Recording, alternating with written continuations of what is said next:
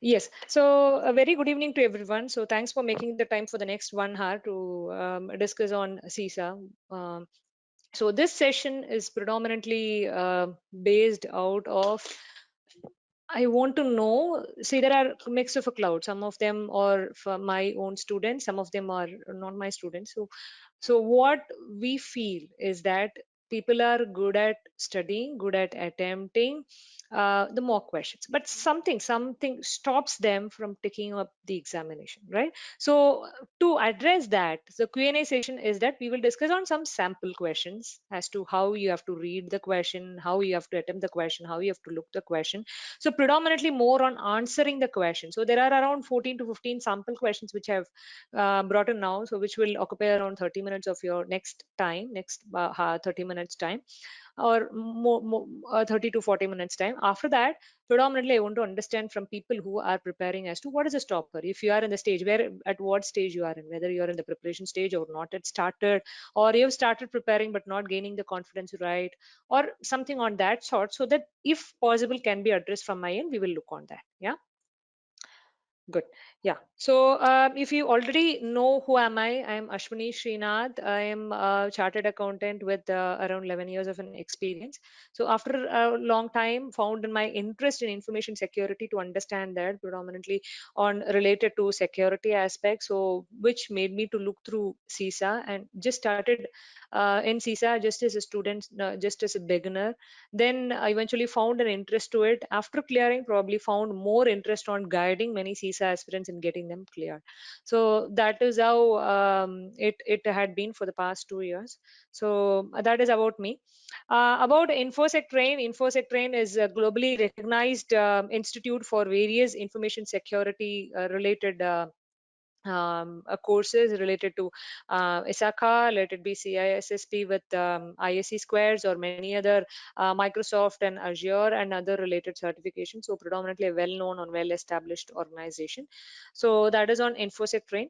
So let's get started. There is around 19 participants now. So before starting the session, so when you start preparing, so CISA predominantly have 5 domains with various weightage, and it is purely an objective based examination where you will be given a question or a scenario, and you are given 4 options in it. You are supposed to pick up a right answer out of it. One, the right answer is there is no multiple answers which is right. So after you select the question, you can push to the next question. That's how for 150 questions. Yeah. So the minimum score that you have to score is 450 out of the total of 800. So that's on brief of CISA. So to get started, so you understood the concept, and many of the ready ISACA materials are available. So ISACA material, you read through the concept, then understood the concept, then you try to attempt the mock questions related to that. Yeah. So how you have to read the question and think from an auditor perspective is what we will start it with the first slide. How to approach a question in a CISA examination. Yeah. So as I told, you will be given a scenario. So you are an IS auditor. So considering that you are an auditor, what is the decision that you would take, or what is the best decision that you take for the given scenario is what is given in the question. So predominantly when you read the question, how you have to approach the question is first. So have a plain reading of the question, which is first, because understanding English, plain English is very important just to understand the brief of it. Because sitting in the exam hall, you cannot, you will, the temper obviously will be a little high. The probability of getting the English wrong or the plain reading can go wrong because it has multiple meanings to it. So just have a plain reading and understanding based on your knowledge what is the question asked for, what is the requirement in the question. So have a plain reading of a question.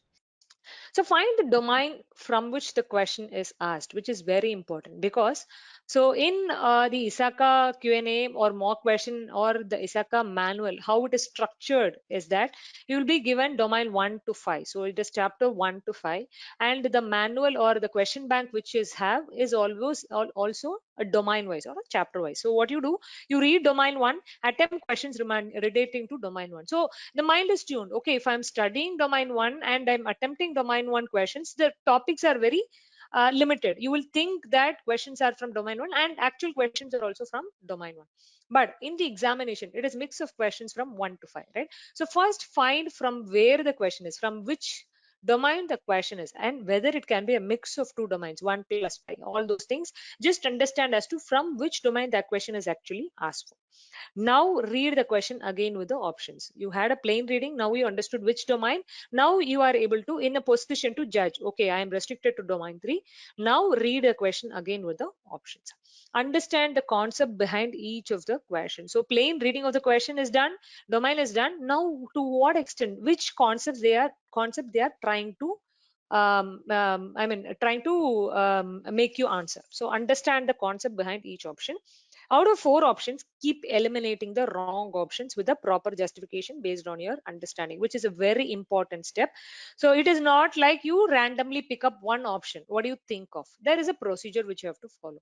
Because as I told, there is only one right answer. Not doesn't mean that others are wrong answers. Yeah. So you are picking up the right answer based on the scenario that is given, based on the keyword that is available, based on the stage of the question, whether you're stating on the first stage or the final decision or during the execution. So that should be understood. What is the scenario of the question? What is the stage of the question? From whose point of view the question is asked? What is the keyword? Most important, first priority. All those things are the keywords which you have to understand. Then you have to justify yourself with the wrong answers. Why you are answering D as wrong? This is because the concept behind this is this. So you have to keep eliminating the wrong answers, then to finalize on the right answer.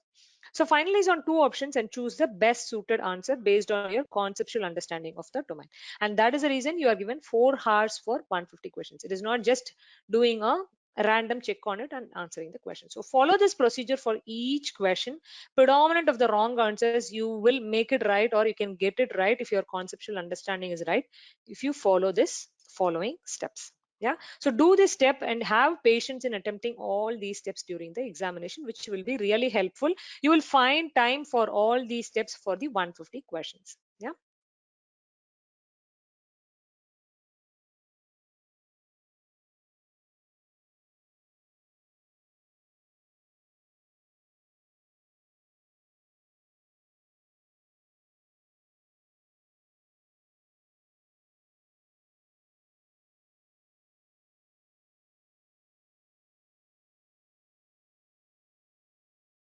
So which of the following types of data validation editing check is used to determine if a field contains data and not zeros or blanks? Check digit, existence check, completeness check, reasonableness check.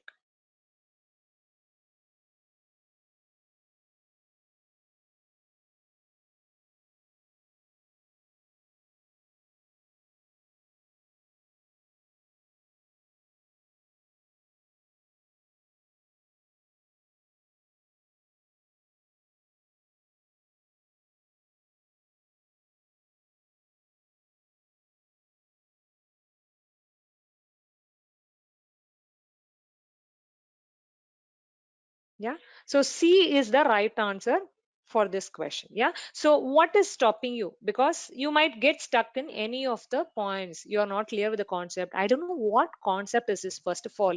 Then, or I know the concept, but I don't know how to apply, or I'm not clear with all the four concepts. Yeah. So that is the reason behind it. So to understand, which is the right answer, you have to know what each answer or each option means, then only you can pick up the right answer. Yeah. So this question is predominantly from domain 3. Yeah, on the validation checks that you do. Yeah, under this, check digit means that in a specific digit you are attaching one more digit to avoid what? Transcription error. What is transcription? Anything that is returned. What is a prescription? Prescription is something that is returned, right? Transcription is by way of writing you make some mistakes. That is transcription and transposition error. So to avoid that, a digit at last is added to it, which is called as a check digit. So predominantly I give an example of a debit card number or a pan number, permanent account number that you have, right? You have, how you have a pan.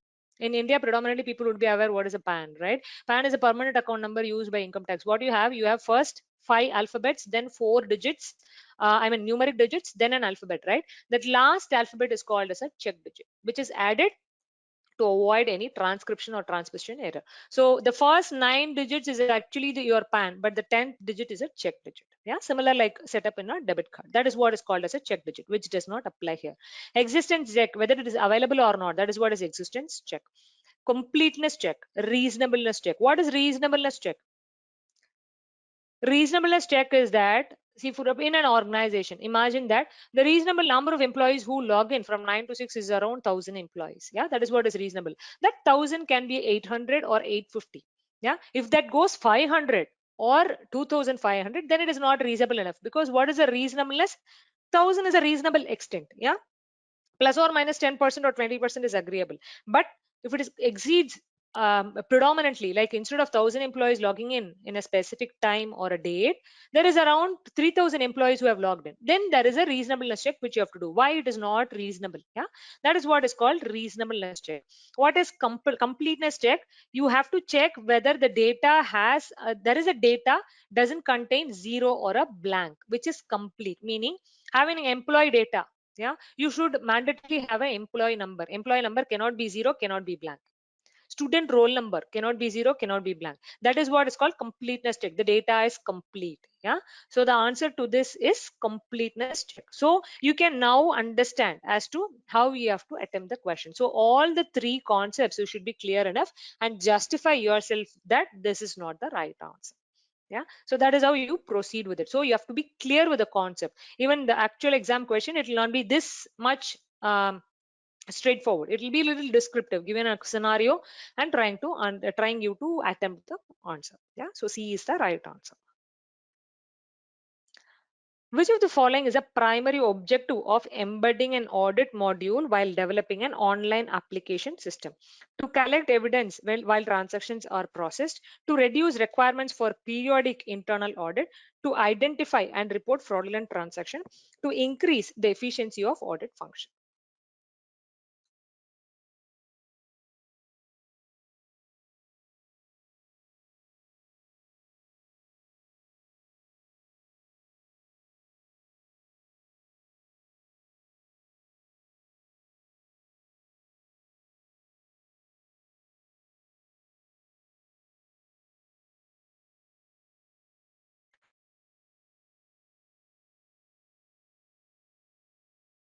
See, when I say the objective, yeah, you have to note here what is the keyword here.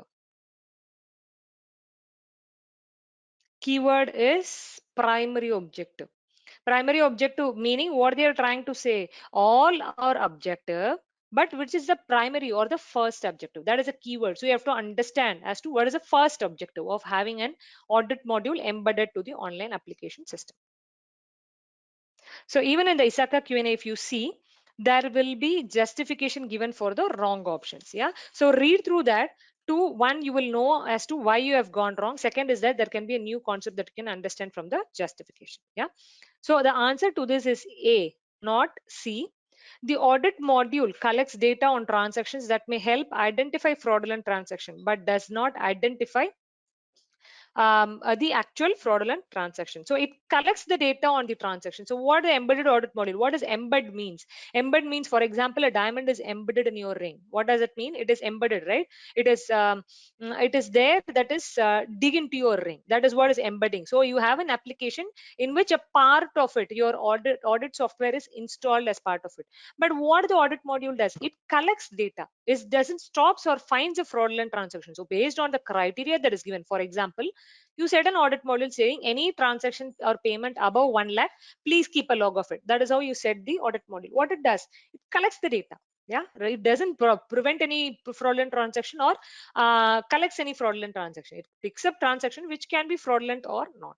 So A is the primary objective. Embedding a module for continuous auditing within an application processing a large number of transactions provides timely collection of audit evidence during the processing and is a primary objective. Continuous auditing approach allows the IS auditor to monitor system reliability on continuous basis to gather selective audit evidence through the computer. So A is the right answer. So people who have answered it C, now you will have the justification as to what went wrong with you or where you understood the concept wrong. Yeah, so that's how it has to go. So you have to attempt wrong, read the justification, then find, okay, acha, this is the data, then how will I proceed further? So A is the right answer for this question. Question number 3. An IS auditor discovers a potential material finding. The best course of action is to report the potential finding to business management and include an audit report, discuss the potential finding with audit committee, increase the scope of an audit, perform additional testing.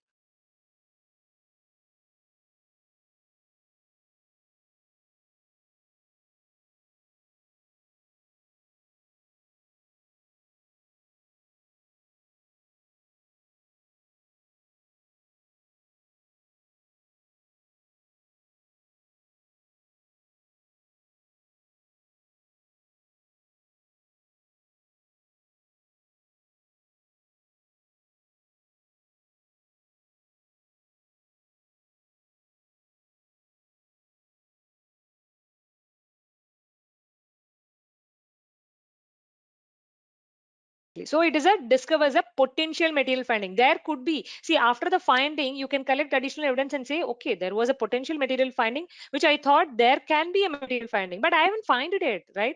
So what if the management, if you go to the management and tell that there is a potential material finding, they will ask you for the evidence, right? It is only potential.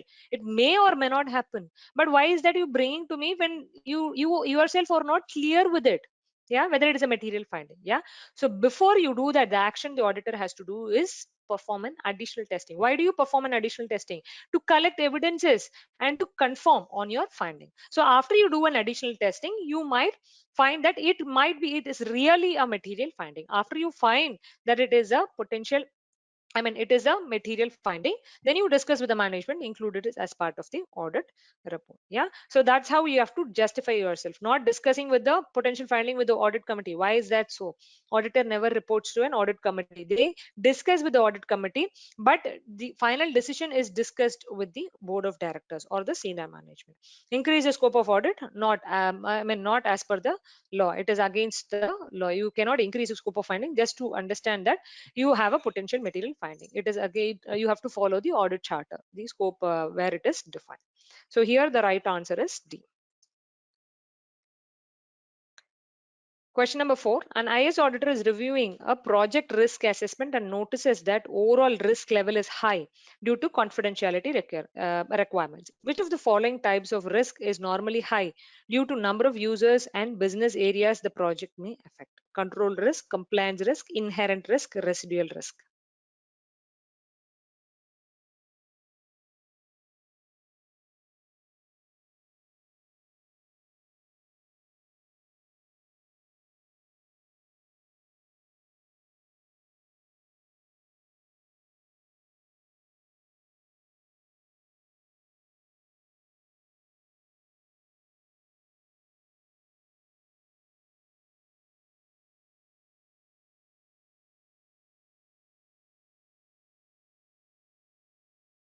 C is the right answer for this question, which is inherent risk.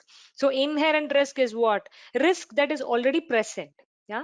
Risk that is already available. Inherent is that is already available or that is already present.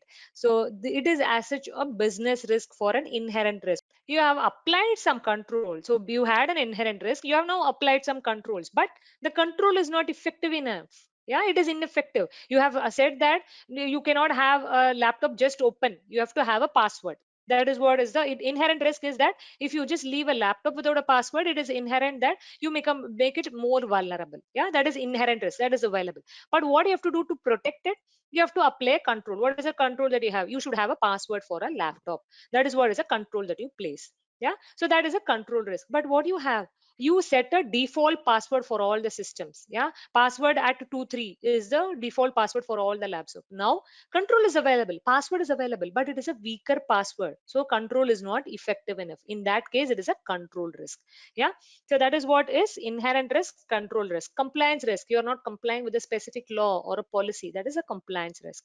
Residual risk, after applying all the controls, you have a residue portion, which is a left out portion, not worth it applying any controls because the risk is very low or the impact is very low. That is what is called as a residual risk. So as I told, all the four options you should be clear with the concept to finalize on the right answer. Yeah, so here C is the right answer.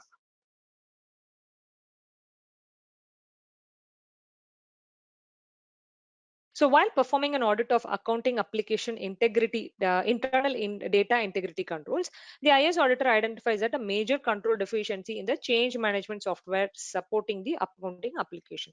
The most appropriate action the IS auditor is to take is to, the most appropriate action for the auditor is to take, continue to test the accounting application controls and inform the IT manager about the control deficiency and recommend possible solution.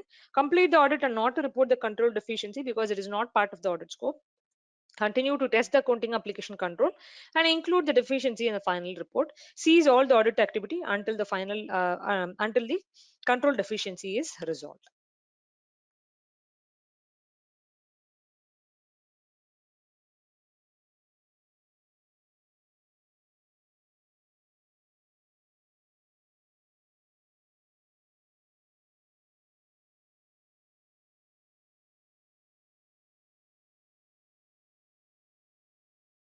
C is the right answer, not A. Why not A? Continue the testing of accounting applications is right, but inform the IT manager about the control deficiency and recommend possible solution is not the role of an auditor. Why is that an auditor going to inform an IT manager? It might be a role of an internal audit department or a senior management. So what the auditor does? Auditor reports to the senior management. Senior management in turn asks the IT manager to check on the control deficiency. That is a hierarchy. The IT manager or the IS auditor cannot directly go and tell an IT manager that this has control deficiency is there and he cannot recommend. That is against the standards of ISACA as to how an IS auditor should function in an organization. So A is not the right answer. C is the right answer.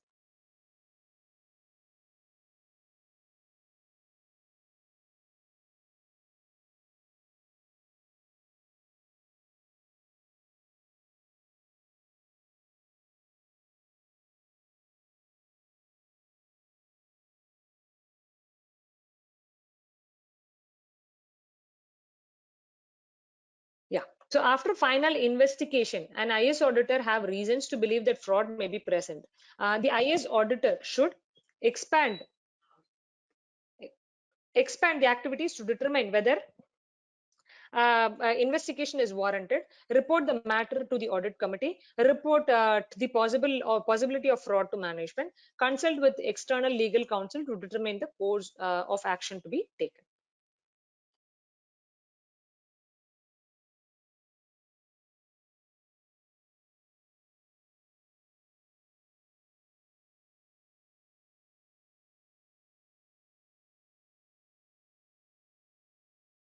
So auditor, when he sees that there is a reason to believe that there is a fraud, can expand the activities to determine whether investigation is warranted. So to that extent, the auditor can stop whether there is a further investigation that is required. After that, investigation on further fraud is not required. Yeah. So as an auditor, he has to expand the activities to determine whether an investigation or formal investigation is warranted. So A is the right answer. During an audit, IS auditor notices that IT department of a medium-sized organization has no separate risk management function, and the organization's risk management document only contains a few broadly described types of IT risk, which is the most appropriate recommendation in this solution. So, or in this situation, so they are asking an IS auditor to give a recommended solution. Create an IT risk management department and establish an IT framework with the aid of external management experts. Use commonly industry standards aid to divide the existing risk documentation into several individual types of risk, which will be easier to handle. No recommendation is necessary because the current approach is appropriate for a medium-sized organization. Establish the regular IT risk management meetings to identify and assess the risk and create a mitigation plan as input to the organization's risk management.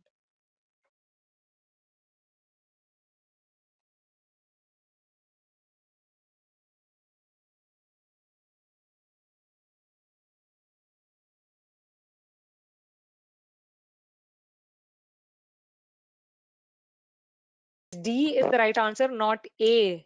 Why it is not A? they have mentioned that it is already a medium sized organization. Yeah, if they are able to have a separate IT management department and establish an IT framework, that wouldn't come to the picture. They are saying that I am already a startup, yeah, or I am already a medium sized organization, not able to cope up with other costs, so I cannot have a separate department to maintain a spare risk management. So what is the best practice? So you cannot avoid totally, as well as you cannot have a separate department. So what is a mediocre solution? So establish a regular IT meeting. You keep on insisting on the IT meeting that you can have for discussing on the risk scenarios, and you identify the risk, assess the risk, then you create a proper mitigation plan for it with the available people or available resources. That is a suitable option for a medium sized organization. So D is the recommendation that the auditor can give, being considering that it is a medium sized organization. Yeah, so D is the right answer. Which of the following represents the greatest potential risk in an electronic data interchange environment, EDI? So, lack of transaction authorization, loss or duplication of EDI transmission, transmission delay, deletion or manipulation of transactions prior to or after establishment of application controls. So, for this, you have to understand how the EDI actually functions.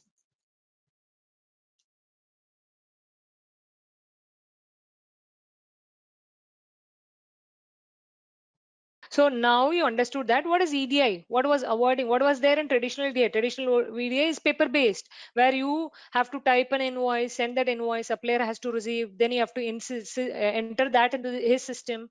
There was a manual intervention and people are involved. But now in EDI, what happens? In a click of a button, the purchase order is placed, and at a click of a button, invoice is received, right? So which is working together at the both ends?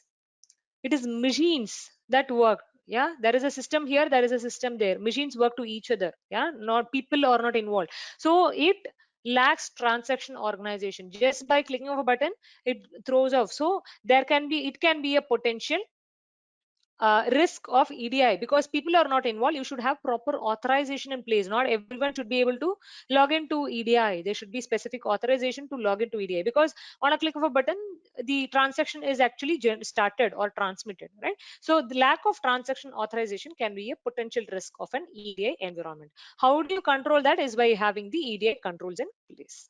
So A is the right answer for this question. Sorry.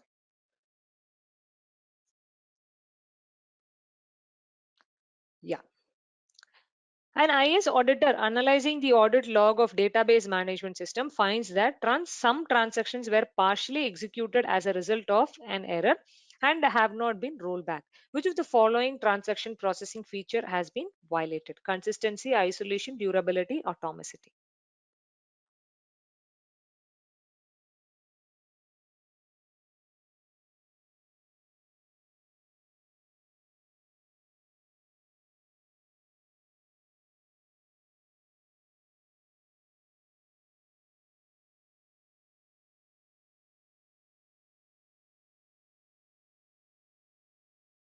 So what is this concept behind this?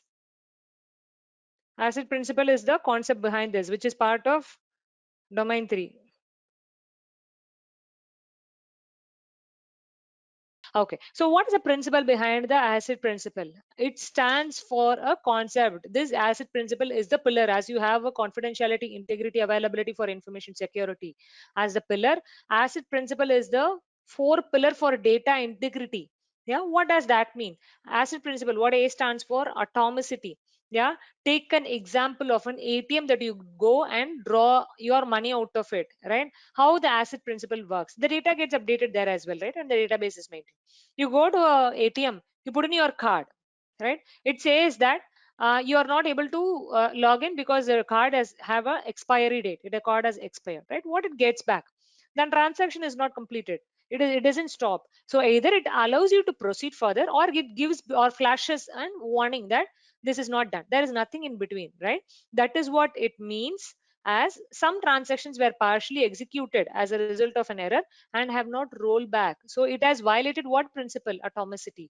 Atomicity is that either a transaction should proceed further, or it should stop for some reason and the reason should be given back. That is what is atomicity principle. If that is not happening, then the atomicity principle is getting violated. What is consistency?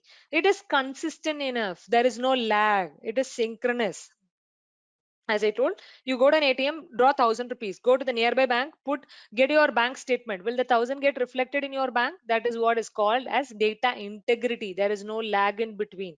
Yeah, you do that instantly, it will get reflected in your bank statement. That is what is called as consistency. There is no lag. There is no modification in between. There is no deletion in between. The data integrity, accuracy, and completeness is maintained. That is what is called consistency. What is isolation? Each transaction is separated to each other, not clubbed together. It is isolated to each other. You make a withdrawal of 1,000 rupees, you deposit 1,000 rupees. Won't the both get reflected in your bank statement? Right? Because that is a separate transaction. This is a separate transaction. Both gets separately disclosed in your statement or considered as separate transaction. So there is isolation, not mixed up or clubbed together. That is what is called isolation principle. What is durability? Once the transaction is completed, either successful or not successful, it flashes an acknowledgement to the customer that the transaction is complete, right? That is what is called durability principle. So you have to understood the entire principle to answer this question, which is very important. So the answer to this question is atomicity.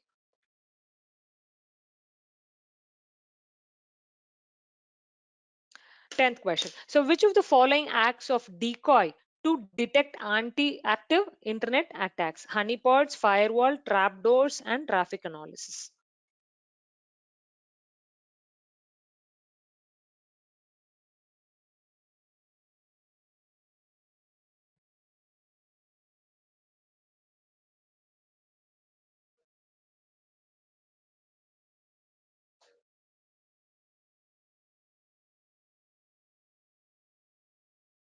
Yeah. So what is the role of a honeypot? Honeypot, by the name as it suggests, right? So the honeypot is that when honeypot is a system. Yeah, honeypot is basically a system. What it does when there is an attack, right? It instead of sending it to the server, it diverts that to the false files or diverts it from the original server and shows the other files to make it to allow it to create an attack, right? So what it does when it allows to create an attack, it understands many things from which IP address they are trying to attack. So with the nature of the attacker, all these details are captured by the honeypot by diverting the attacker or the internet attack to another file which is not a critical file. That is the role of a honeypot. Yeah. So a collection of honeypot is called as a honeynet. Yeah. Honeypot is trying to create a trap for the attackers. Yeah. So that they fall prey for it. But actually it is not like attacking an actual server. It has got actually diverted to a different server or a different file. So that is the role of a honeypot. So A is the right answer. The most likely explanation for a successful social engineering attack is that computers make logical errors, people make judgment errors, computer knowledge of the attackers, technical sophistication of the attack method.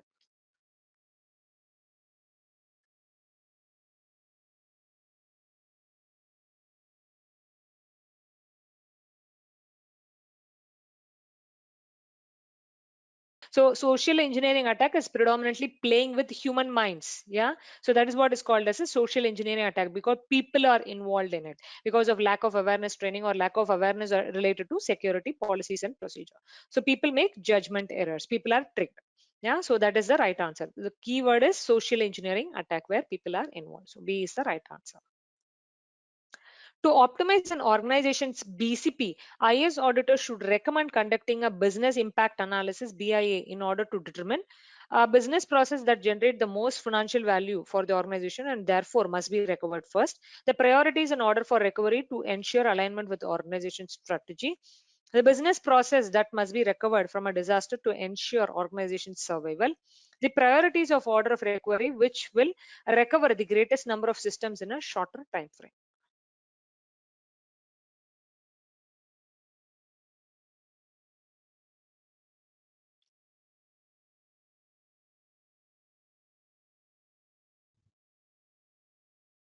Okay, the priorities and order of recovery, which will recover greatest system in a shorter time frame, is that a requirement of a BCP?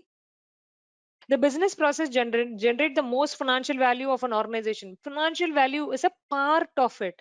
Yeah, some might not be adding any financial value, but it is of a greatest process for organization. Yeah, financial value is one part of it, not the entire part of it. Not A, not D. Why not B and C? C is the right answer for this question. Priorities for order of recovery to ensure alignment with organization strategy is part of RPO and RTO.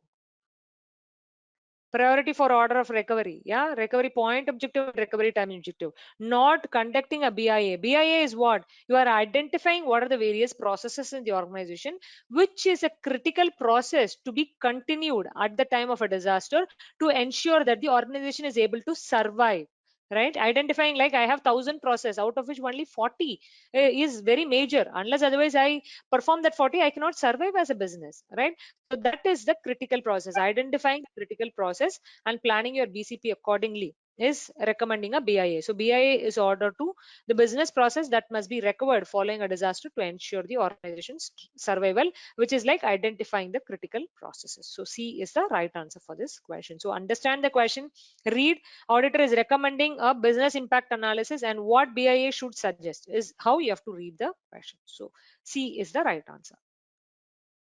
So during an audit of BCP, IS auditor IS auditor found that although all the departments were housed in the same building, each department has a separate BCP. The IS auditor recommend that BCPs are reconciled first. Which of the following areas should be reconciled first? Evacuation plan, recovery priorities, backup storage, call trees.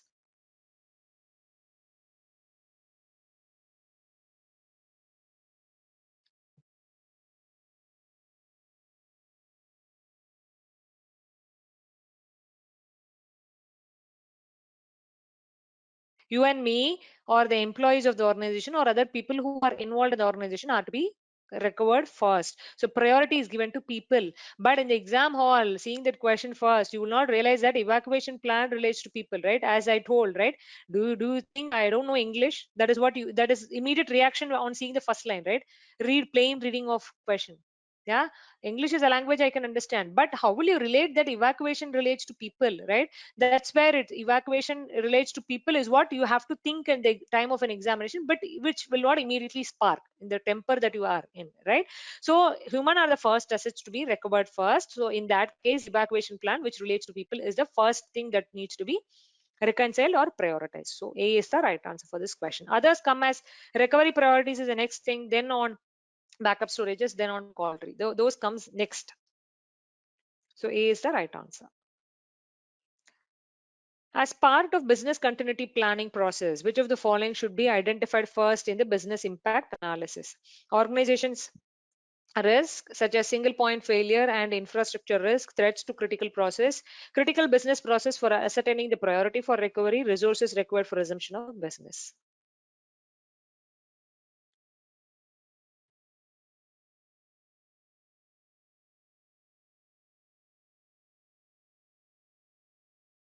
What is the first thing to be identified as part of business impact analysis? What are the various critical business process for ascertaining the priority for recovery? That is the objective of conducting a business impact analysis. What are the various process which is of higher priority, which will have impact on the business? So C is the right answer, not threat. Threat, this is called as a threat analysis. Yeah, C is the right answer. Yeah, so that is what I have. So there is, I'm done. So keep preparing. Please let me know for any stopper or anywhere where you are stuck, you need some support or anything. Yeah, as I tell, I am always available till you start attempting the examination. Yeah, yeah. Thanks everyone and all the best.